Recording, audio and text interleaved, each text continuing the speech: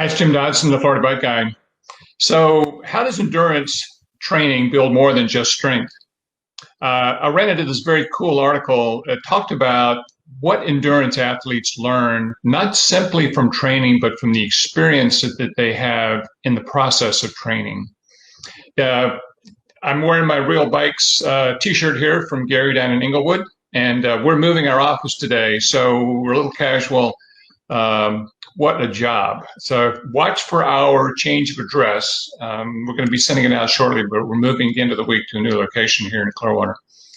So they talked about four different people who had experiences as endurance athletes. The first was a guy in San Francisco who swam every week down in the bay, in the harbor. And one time he got involved in a storm. The tide was pulling him out towards the open water. As you can imagine, he's swimming alone. He's having difficulty getting back to where he was going. And the lesson from that was he kept stopping, getting his bearings, stroke, stroke, stroke, until he got back to where he needed to be. And I think for us as cyclists, it's we all have been in that place where you're not sure, can I get over this? Can I get through this? Have I gone too far? You got cramps, something they're dealing with. It's like, just keep pedaling the bike, until we can get to the next way station or wherever the stop would be. Another one they came up with was this: accept the rule of thirds. This was the conversation about an Olympic runner who was just told her coach, I'm just not able to reach my pace today. I can't reach my pace. And she was all down about it. And he said, hey, listen, accept the rule of thirds. When you're training for a big goal, a third of the time it's going to be great. And a third of the time it's going to be okay. And a third of the time it's going to be really crappy. Just understand. And then you can adjust your thinking on the crappy days. Hey, this is what happens. I got to get through this crappy day and it'll be better tomorrow. This person took that advice and has just followed it in every aspect of her life. Like it was really a transformative piece of information. Whatever we're doing, and I see that in our work. Some days it's like glorious. Some days it's like, wow, this is tedious. I'm not enjoying this right this minute. So I think we all have that we can adapt to. We can do it on our bikes. The same thing.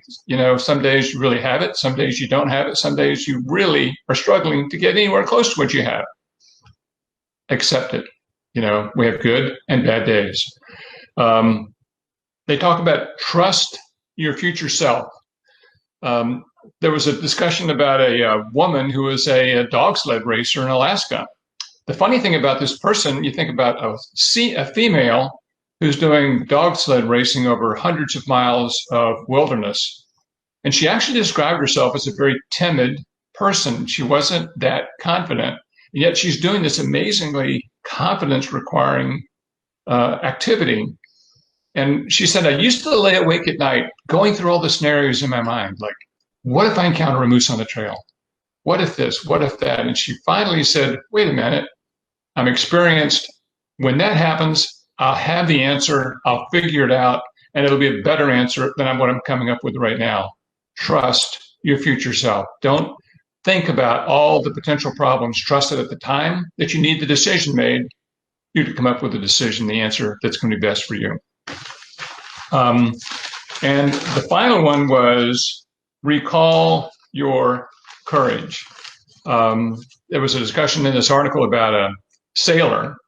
They were doing distance sailing, again, in the Alaska waters. This is a group of women.